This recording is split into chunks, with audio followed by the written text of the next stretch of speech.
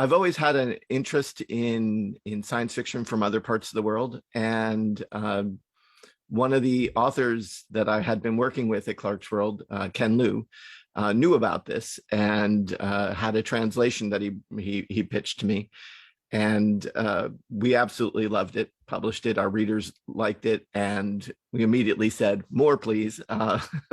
And this happened for a while. So Ken sent us a few, John Chu sent us some, and this caught the attention of Storycom over in China.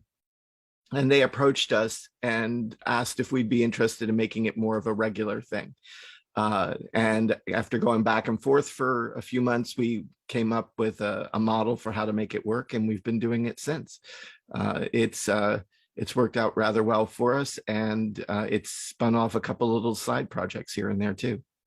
So by this point, it's certainly over 50 stories. One of the things that happened as a side effect of this was that we ended up doing the first English language short collection by Xia. And as part of that project, we ran it as a Kickstarter campaign to sort of do some initial funding on it. And we said that if we hit this amount of money, we would do an extra book.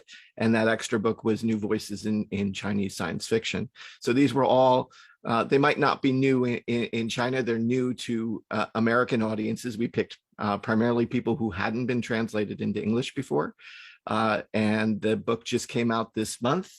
So we've got a nice little shiny book to show off. And this project has also caused some projects. It helped influence a project in Korean science fiction as well, and is directly influencing a Spanish language project we're about to take on.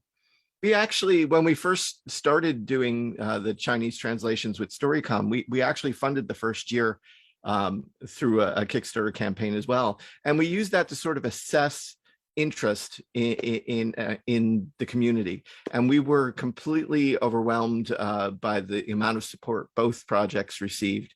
It was really heartening, considering that American science fiction community isn't very fond of translation prior to all that. So we're beginning to see a bit of a change in that aspect of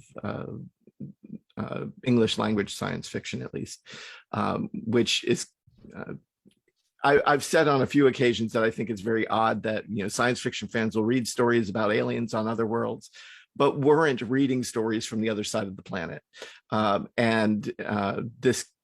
This campaign and the publicity around it and the quality of the stories that we've published, I think have played a role in changing some of the landscape here. You want to believe they're more open to new and exotic, but I think that there's always been sort of walled off sections and of that. But I think that as a market, it's definitely opening up a lot more. I think one of the major obstacles was the expense of translation. A lot of the publishers won't take it on because they'll look at the accountants, and the accountants will go, oh, it's going to cost you a lot more to do this. There's more risk involved. There was also, I looked back at some of the earlier, like we weren't the first magazine to try and do translations and stuff. And I looked back at ones even back to the 60s and saw that they were doing entire magazines on translation. And I think part of the problem there was they were really playing to an audience, the small audience that liked translations. Working in short fiction, we have the opportunity to sort of sandwich in things. So you could have 6 or 7 stories in an issue, and if you can stretch things a bit by putting one that you think might challenge your readers in there, and no one will get upset about that. So our approach to working with translation was to just do it one in every issue and make it just part of who we are and part of what your expectation is, and make it easier to come into an appreciation of things that are different in that way.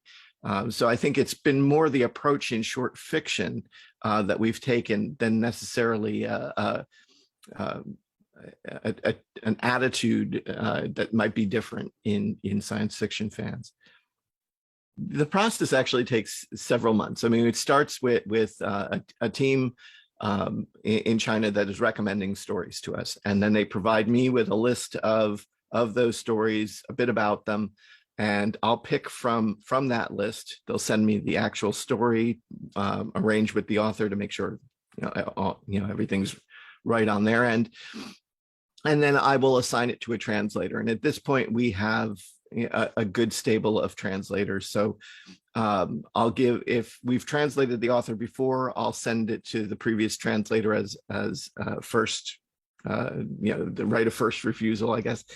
I ask them then how long they'll need, and you can't rush translation. Sometimes they think, oh, it's going to take me 2 months, and it takes 3.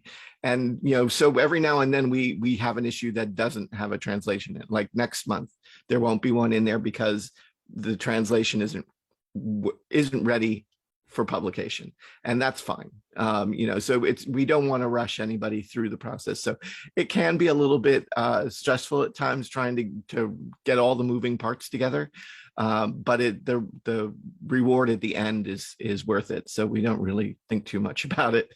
Really know how life is in, say, the literary or the mystery writers world, but I know that within science fiction, there's a very much a pay it forward sort of attitude. The more established people will often make some time to help out the new person, and the new person will someday become the more established person, and they'll pay it. They can't do anything for the one that helped them, but they can reach back and pass on that knowledge, and it's a very important part of our community, I think. From the publishers and editors and authors on down. That's a moving target. Everybody wants to know what stories to send. I want the stories that I'm not thinking of. I want to be surprised. I want something that makes me think or feel something. But beyond that, it's really a hard thing to put a finger on, because it's based on everything I've read before. It doesn't mean that you have to have a 100% original idea. You just have to have your take on it that brings something even minor, new to the table. But it has to be well written and all of that other stuff, which is obvious. But I'm looking for something that's for whatever reason just going to catch my interest that day, and it's almost always a surprise, a pleasant one, when I find it. We know that several of the stories that we've translated have actually been picked up and translated in other languages because they've been seen in English. And that's, in some ways that's very disappointing, and in some ways it's very rewarding that we were able to help accomplish that. Disappointing in that they should have been caught earlier. But the reaction from the fans has been wonderful. I mean, we saw with the support for the second project and all of that. But I know that next month, when there's no translation in that issue, I will get emails. Where's the translation? So they want it, they're looking forward to it, and they're disappointed when it doesn't show up. And I think that's all I can really ask for. Hopefully I'll get a chance to see some of them in Chengdu next year at Worldcon.